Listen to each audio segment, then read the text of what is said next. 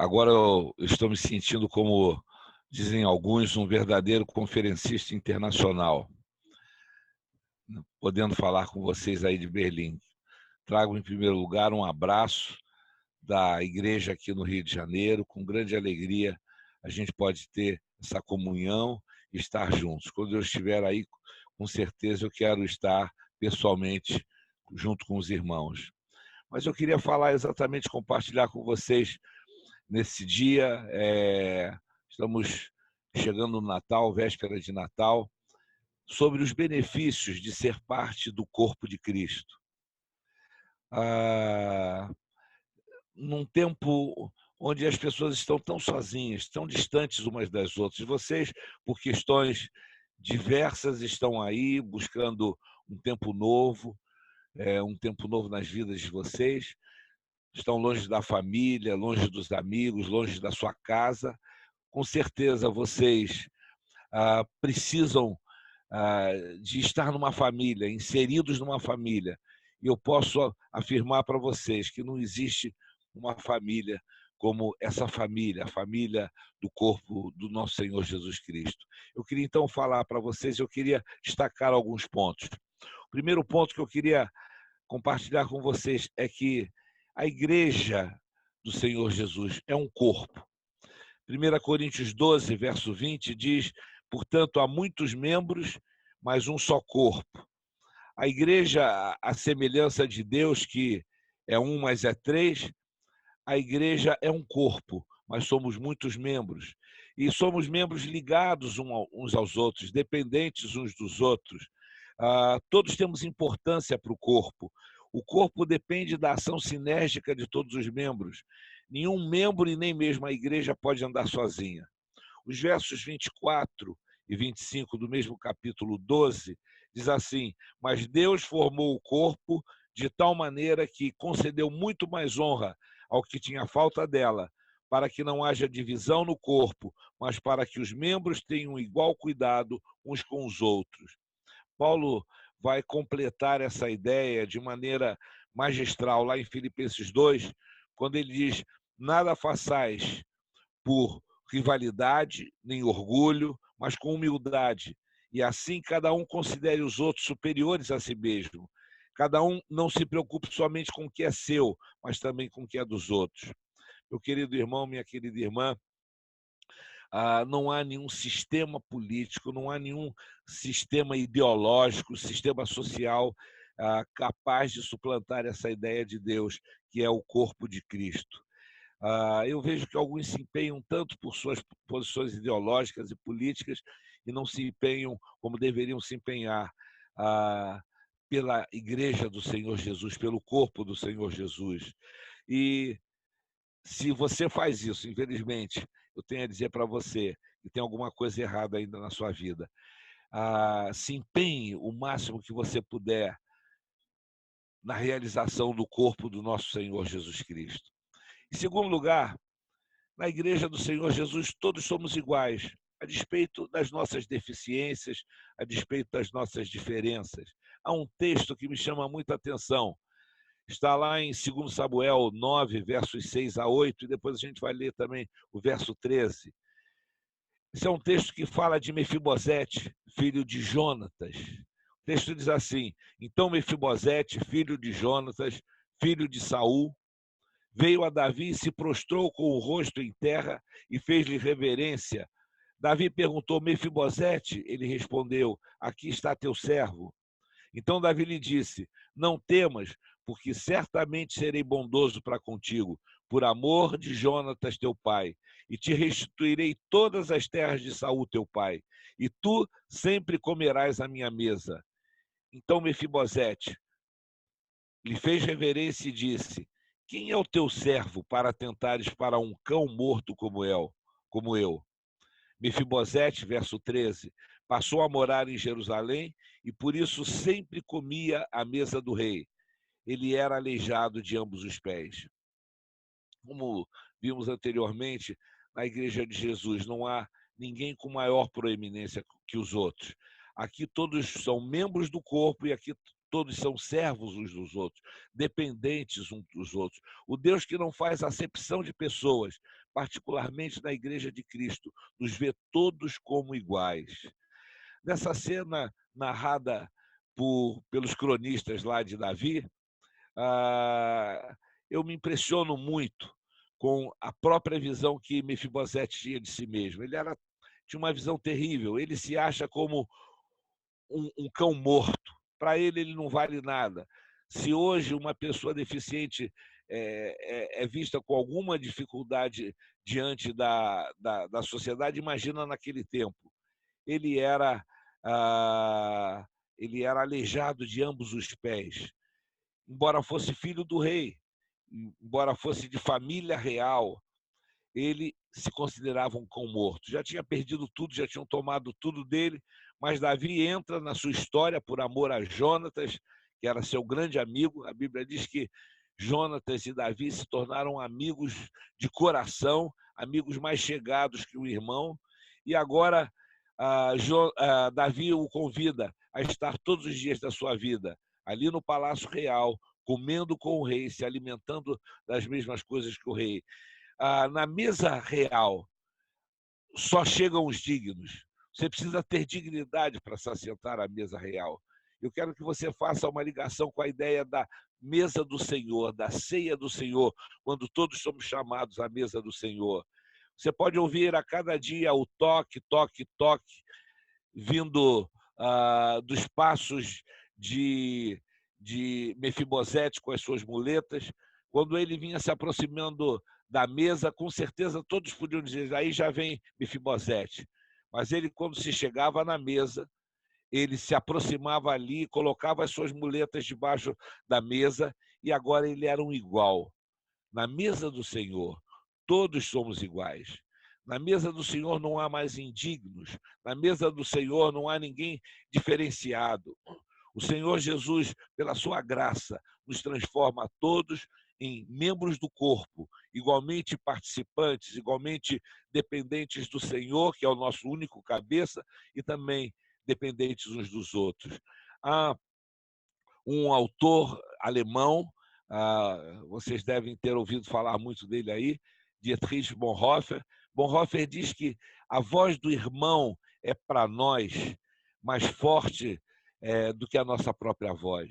A palavra de Cristo na boca do irmão é mais forte do que a minha própria palavra de Cristo para mim mesmo.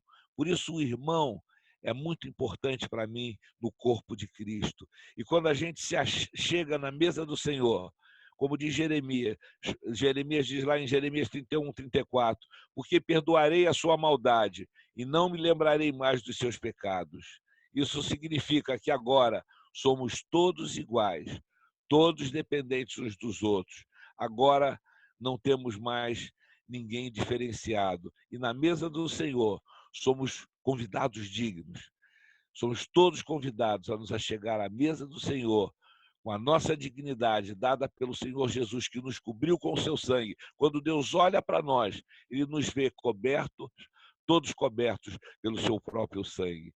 Em terceiro lugar, na igreja de Jesus, todos recebemos dons. Eu vejo algumas pessoas que se acham incapazes, acham, eu não sei fazer nada, eu não tenho capacidade de fazer nada. Mas não é assim. Efésios 4, versos 7 e 8, diz que, mas a graça foi concedida a cada um conforme a medida do dom de Cristo. Por isso, foi subindo para o alto, levou cativo o cativeiro e deu dons aos homens. Na igreja do Senhor Jesus, somos todos capacitados pelo próprio Espírito do Senhor para servirmos e edificarmos ao corpo. Interessante, deixa eu contar sobre um irmão aqui da nossa igreja. Nós temos um irmão, ele hoje deve estar com 58, 59 anos, é um fundador da nossa igreja, o nome dele é José Carlos. Pedro, Priscila conhecem bem o José Carlos. José Carlos tem um retardo, ele talvez tenha uma mentalidade emocional de no máximo 14, 15 anos. Se você fizer uma eleição para diáconos na igreja, ele será sempre o mais eleito. Todos o reconhecem como diácono. Se chega alguém na igreja, ele recebe aquela pessoa carinhosamente. Em poucas perguntas, ele já consegue discernir se ele é um visitante, se ele é membro de igreja, se ele não é membro de igreja nenhum, e ele faz questão de trazer a um dos pastores e apresentá-lo. Olha, aqui está fulano de tal, ele está nos visitando pela primeira vez, não pertence a... E ele dá a ficha completa do indivíduo. E se você vai pregar, você sabe que ali tem um visitante que precisa ouvir a palavra de Deus. Isso é o Zé Carlos. Embora aparentemente incapaz, ele é extremamente capacitado, porque mesmo na sua deficiência recebeu dons para servir ao corpo. 1 Pedro 4, verso 10 diz: servir uns aos outros conforme o dom que cada um recebeu, como bons administradores da multiforme graça de Deus. Uma outra versão mais antiga diz como bons dispenseiros da multiforme graça de Deus. No trono do Senhor, a graça, e essa graça é multiforme. Tem a graça do que o Senhor precisa dar ao corpo para atender ao corpo. E dessa forma, também atender a mim naquilo que eu acho que é minha incapacidade, naquilo que eu acho que é minha necessidade. Deus nos supre a todos. Eu queria ainda falar uma coisa, me perdoe, contar uma experiência pessoal. No período de janeiro até junho de 2015, eu passei os dias que eu chamo de os dias mais tenebrosos da minha vida. O câncer debilitava a cada dia, complicando a situação geral da vida de minha esposa, Ceísa, e cada dia ela ficava pior. Eu pedi licença à igreja, pedi que a igreja me desse licença de todas as minhas atividades eclesiais. Até o ano passado, até esse ano ainda, foi nesse ano que eu entreguei a minha posição de pastor-presidente, onde estive por 23 anos à frente da igreja. Mas, nesse tempo, eu pude experimentar da maneira mais real possível, mais clara, mais concreta, o cuidado, o carinho, o amor dos irmãos e, sobretudo, o valor de ser parte do corpo de Cristo. Tínhamos uma irmã na igreja nutricionista que ela fazia questão de preparar comidas, alimentos, chegava aqui em casa de vez em quando cheio de quentinhas prontas e nos abençoava, dizendo: olha, eu estudei, isso aqui é bom, isso faz bem para os remédios dela, e trazia várias comidas prontas para nós. Tinha uma irmã enfermeira que, quando tirava a licença do seu trabalho, vinha para cá e dizia: Benoni, vai tratar de banco, vai fazer alguma coisa que você precisa, porque eu vou cuidar da Ceísa. E dava banho e cuidava dela, ficava com ela. Outras vezes, Priscila, eu morava no 201 e Priscila e Pedro no 804. Hoje eu moro no 804 e nosso apartamento está alugado. Mas, nessa época, Priscila descia para me ajudar, Pedro muitas vezes desceu para me ajudar.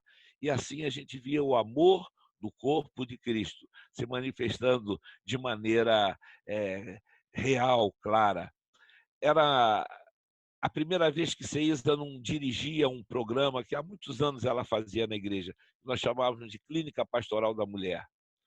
E ela estava muito abatida, muito triste, porque já há muitos anos ela vinha fazendo aquilo e agora não podia. Era um encontro para mulheres, que reunia uma média de 300 mulheres de diferentes igrejas e glorificavam a Deus e tinham um culto, traziam pessoas especiais para falar para elas, mulheres especiais, e era um tempo muito especial para ela. E pela primeira vez ela não podia participar, estava muito abatida, muito triste. Os irmãos fizeram tudo na internet para que a gente pudesse também ver de casa.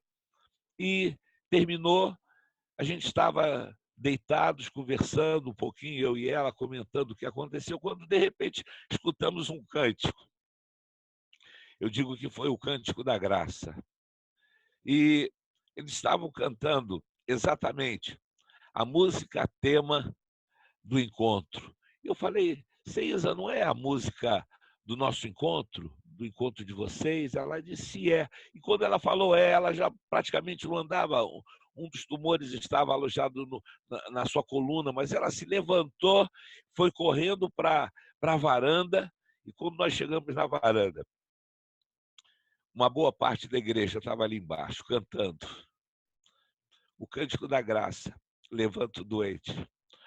O Cântico da Graça afofa a cama daquele que está enfermo.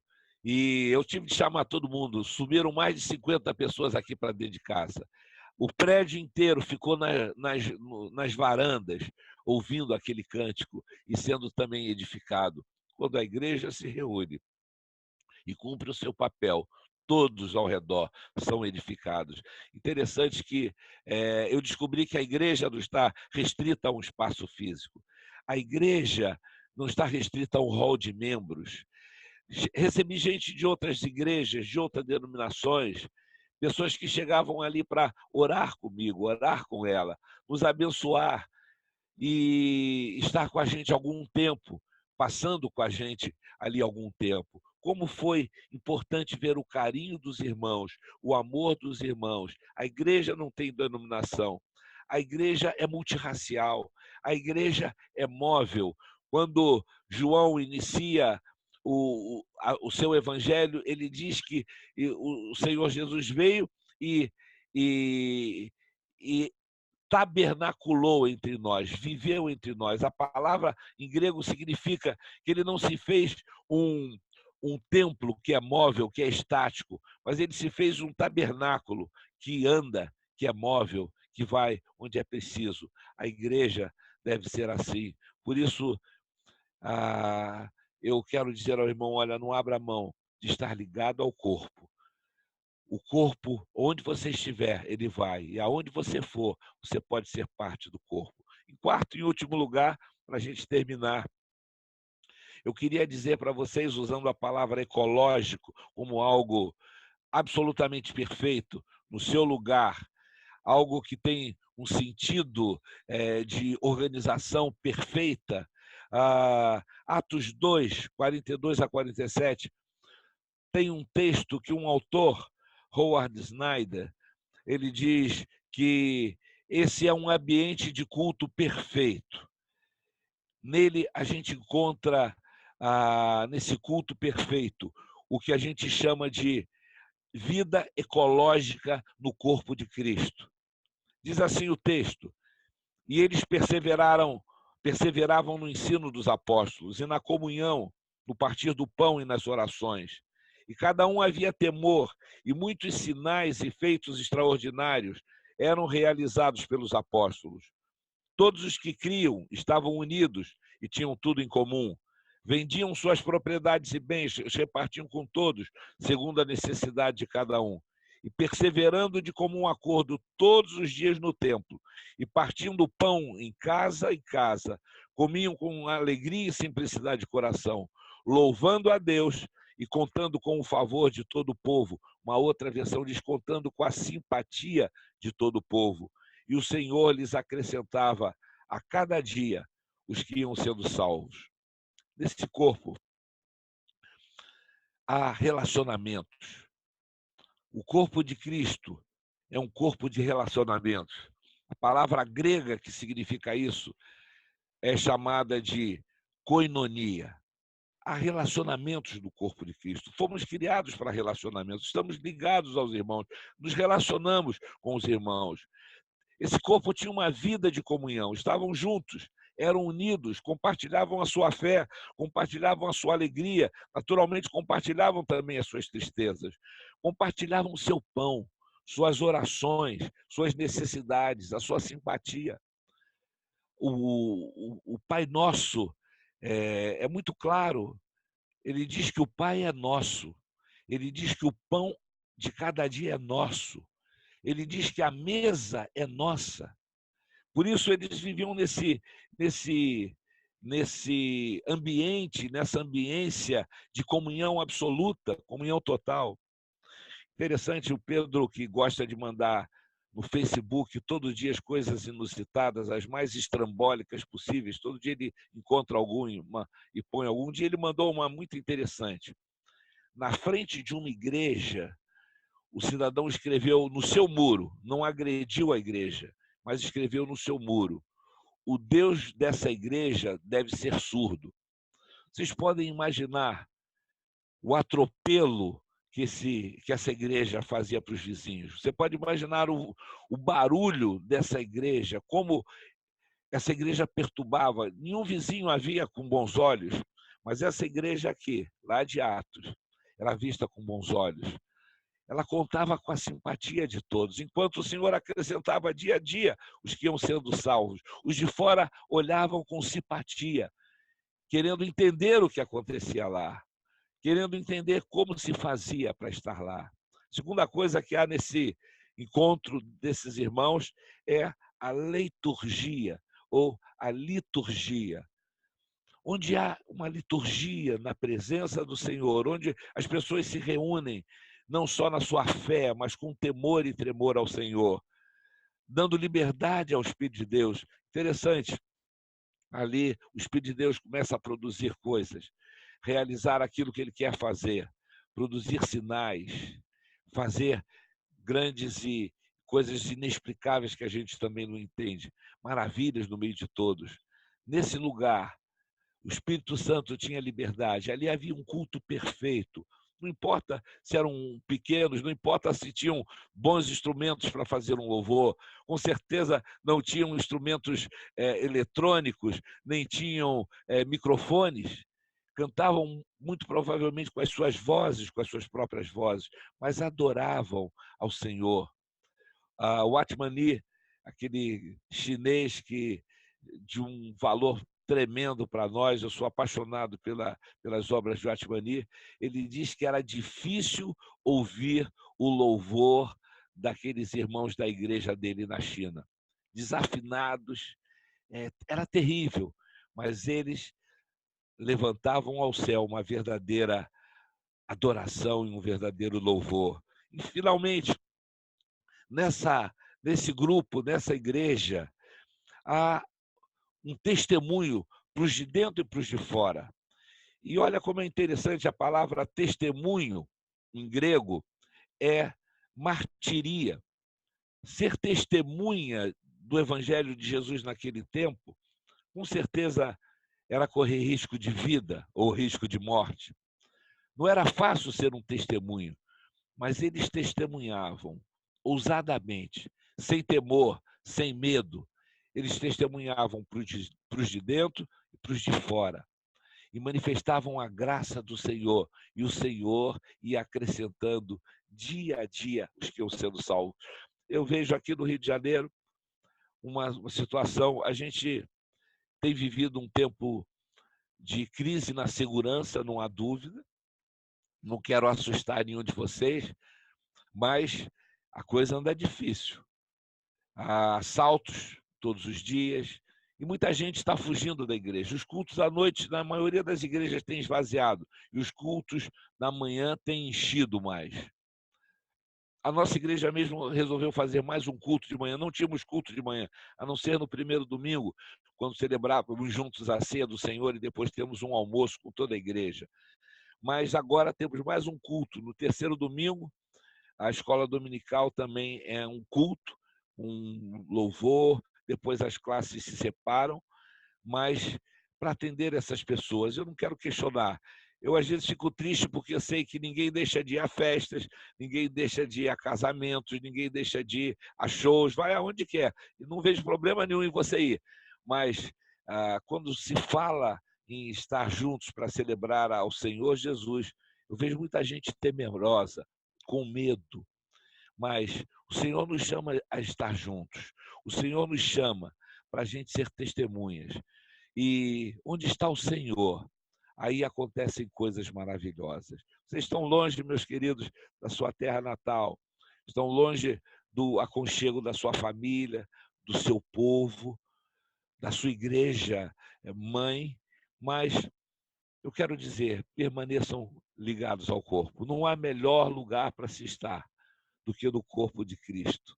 Se lembre sempre que no corpo nós somos um, a despeito de sermos muitos. Se lembre que, mesmo que você se considere incapaz para muitas coisas, no corpo somos todos dignos. E no corpo somos dignificados porque o Senhor, com o seu sangue, nos lavou, nos fez novas criaturas. Antes éramos tão somente criados à semelhança de Adão, mas hoje, transformados pelo poder do Senhor Jesus Cristo, somos ligados à semelhança de Cristo. E agora somos um novo Adão. Fazemos parte desse corpo e somos semelhantes a Cristo. E, em terceiro lugar, ele dá dons. Ele vai te qualificar para você servir ao corpo. Não pense que Deus quer te usar simplesmente com as tuas capacidades e com as tuas qualidades pessoais, não. Deus vai te dar com aquilo com o que Ele te abençoar, dando espiritualmente um dom para você. Ele nos usa, claro que Ele nos usa também com os nossos talentos naturais, mas Ele quer te usar fundamentalmente com aquilo com que Ele vai te capacitar. Ele vai te capacitar com aquilo que precisa atender o corpo. Um dia uma irmã, muito amorosamente, orou por mim num culto de oração. Pai, derrama todos os dons aos pastores, ao pastor Benoni. E eu, imediatamente, logo após, falei, minha irmã, você me desculpa, mas eu não quero e nem eu preciso de todos os dons. Ela ficou surpresa. O senhor não quer todos os dons? Eu falei, não. Em primeiro lugar, porque eu creio que só Jesus tem todos os dons. Nenhum de nós, nenhum ser mortal pode ter todos os dons. Em segundo lugar, porque quando qualquer irmão no corpo manifesta um dom, eu sou edificado. Quando alguém se levanta e fala, eu falo pela boca desse irmão. Quando alguém dá uma palavra ao corpo, eu dou a palavra. Quando alguém tem uma visão, ou quando alguém tem uma palavra de sabedoria, eu também a tenho por meio do irmão. Quando alguém serve o irmão, eu também sirvo. Somos assim no corpo de Cristo, dependentes uns dos outros. E juntos podemos fazer esse culto ecologicamente perfeito, que tem tudo para você ser edificado e também alcançar os de dentro e os de fora. Eu tinha muita dificuldade de entender aquele verso do Salmo 23 que diz: preparas uma mesa perante mim na presença dos meus inimigos.